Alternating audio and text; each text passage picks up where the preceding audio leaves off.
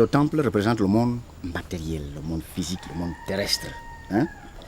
Brièvement, hein? Il est vrai que le temple représente aussi un être. Et on explique le temple en détail. Ce temple-là, vous voyez les deux grandes portes, les petites portes là, hein, les fenêtres. Et tout ce qu'il y a dedans, c'est explicable. Et en détail, rien n'est laissé au hasard. Ça, c'est en quelque sorte le monde physique. Et là-bas, hein, le petit temple, comme vous l'avez appelé, mais c'est une maison, essayez de voir comment c'est fait. Hein, elle représente le plan spirituel, le plan cosmique. Hein. Si vous voulez, en d'autres termes, ça représente ce qu'on peut appeler le grand temple cosmique.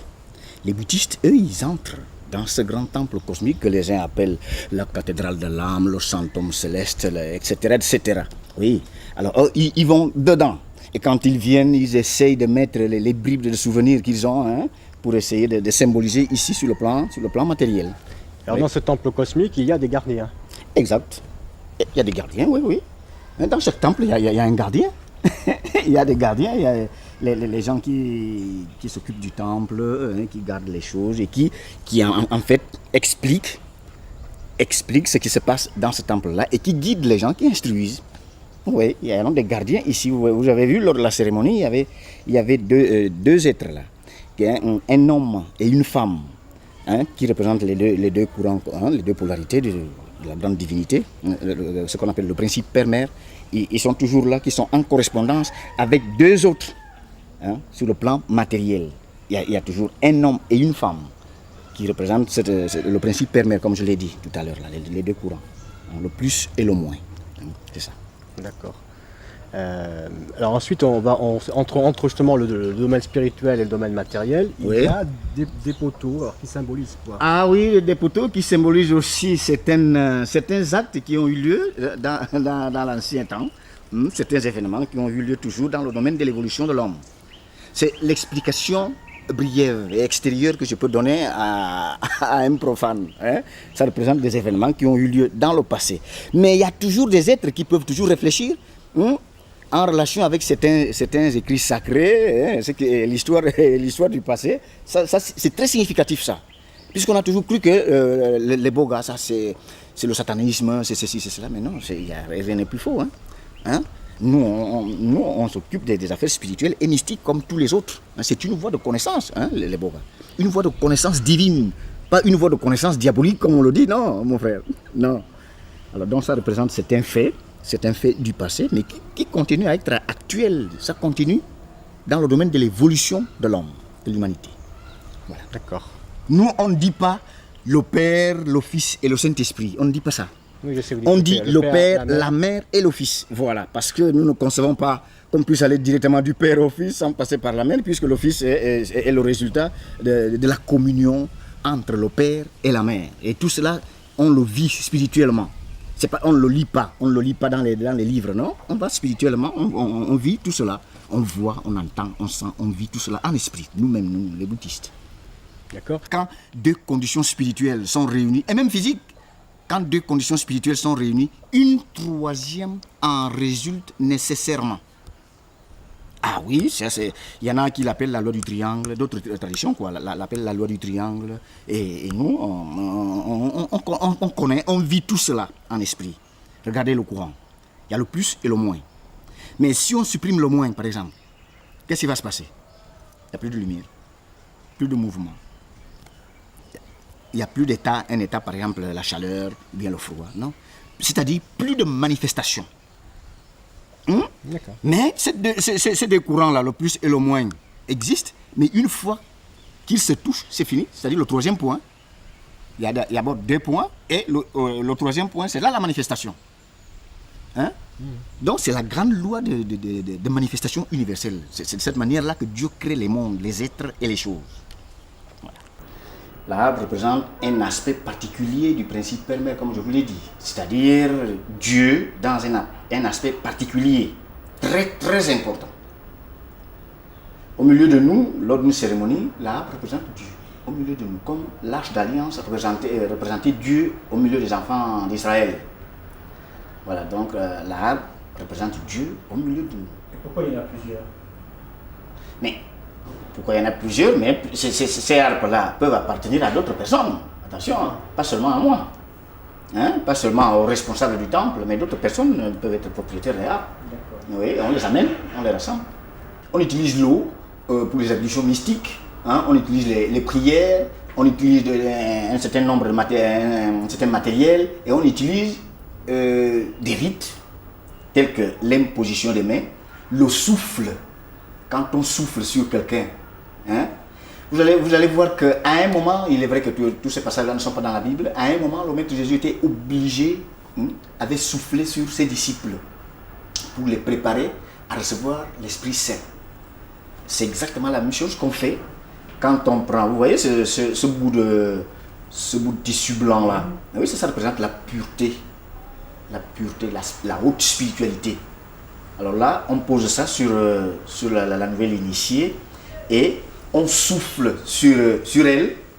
Ça, on la prépare à recevoir l'esprit qui va bientôt descendre, qui descendra tout à l'heure. C'est pas moi qui lui transmets l'esprit, non.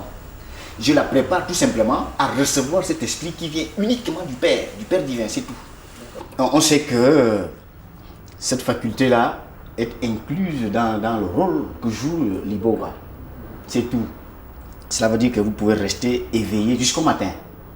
Mais la première faculté de l'iboga, c'est de permettre à un être humain d'abord de faire fonctionner les facultés psychiques, comme on vous l'a dit, de manière que la personne puisse entrer en contact avec les plans spirituels, même si la personne est éveillée. Elle peut avoir ce qu'on appelle un rêve éveillé, comme on le dit.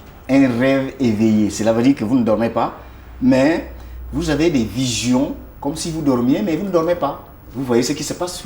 Vous voyagez en esprit, comme on peut le dire. Vous pouvez entendre, par exemple, la parole de l'esprit. Comme on dit, Dieu transmet des messages aux bouddhistes à travers la musique de la harpe sacrée. Vous voyez? Vous pouvez entendre.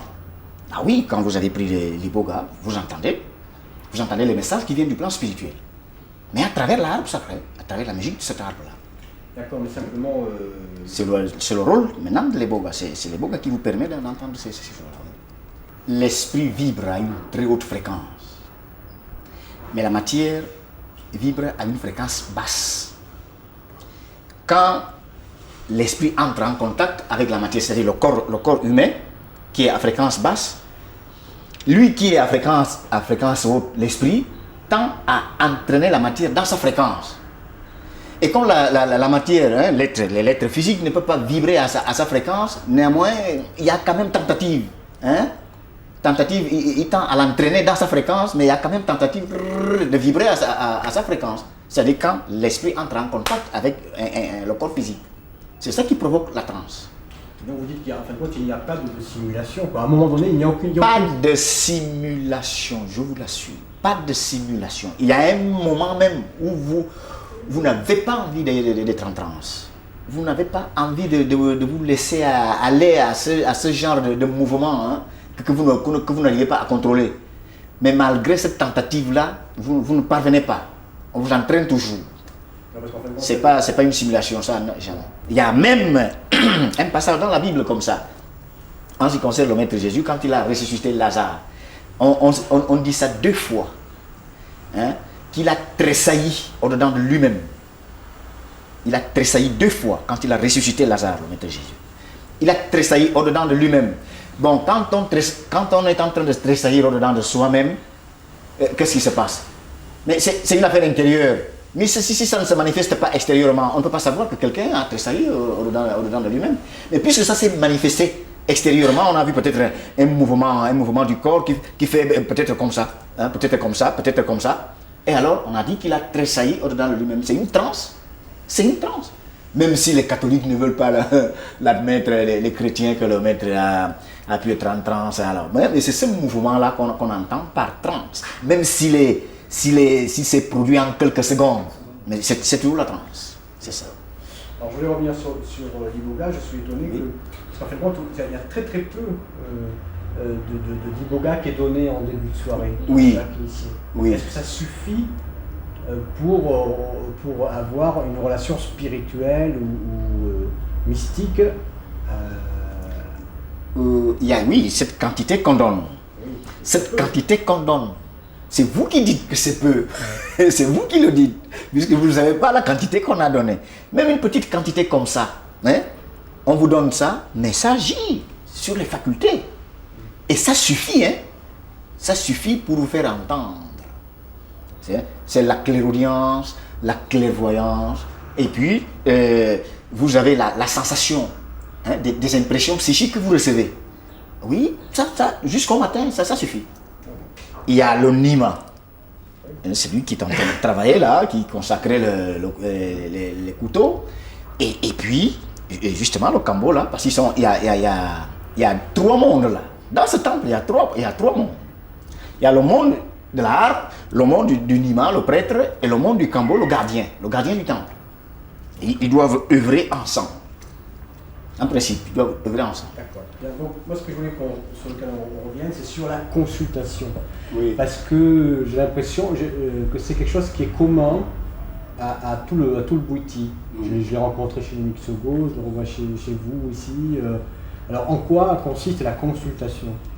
La consultation consiste tout simplement à révéler à quelqu'un ses pensées, ses paroles et ses actions, bonnes ou mauvaises, connues ou inconnues.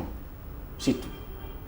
C'est ça la consultation. Et ça se fait au niveau de tout le monde, quoi. Ça se fait au moment où l'esprit vous incite à le faire. Si on dit aux chrétiens que le Maître Jésus consultait les gens, mais ils vont tout de suite dire « Ah mais non, c'est faux, vous êtes en train de raconter n'importe quoi. » Mais on ne raconte pas n'importe quoi. Le Maître Jésus dit à la femme samaritaine « Va chercher ton mari. » La femme dit « Je n'ai pas de mari. » Il lui dit « Là, tu as dit vrai. Parce que tu as eu 5 maris et celui que tu as maintenant n'est pas ton mari. » Comment il a su ça? C'est l'esprit qui lui a révélé. Le but de l'incarnation de l'homme sur terre, c'est l'évolution spirituelle. C'est-à-dire la prise de conscience de la nature divine de son âme. C'est ça. C'est ça qui motive notre venue sur terre. Et les conditions qui nous permettent d'en arriver à ce stade. À ce stade-là, ce ça sont les existe. expériences, les souffrances, les bonheurs, les ceci qu'on peut vivre soit avec sa conjointe ou bien Avec les parents, avec les amis, avec les patrons, avec ceci, etc. Toutes ces conditions de vie qu'on vit prise au de jour le jour. conscience. Voilà, c'est ça qui provoque notre évolution spirituelle. Des conditions qu'on vit au jour le jour. La nuit comme le jour, éveillé comme endormi, etc. Tout cela. Chercher à les comprendre. Voilà, il faut chercher à les comprendre. Et c'est là qu'on évolue. Et on le fait aussi au milieu du bien et du mal. Si on supprime le mal, il n'y a plus d'évolution, il n'y a plus de possibilité d'évoluer spirituellement. Ça n'existe plus. Ça n'existe plus. Il faut absolument qu'il y ait le bien, enfin ce que nous considérons comme bien et comme mal. Puisque au niveau divin, ça n'existe pas. Le problème de mal, de bien, non, il n'y a que la manifestation de la loi. Les manifestations de la loi, c'est ça.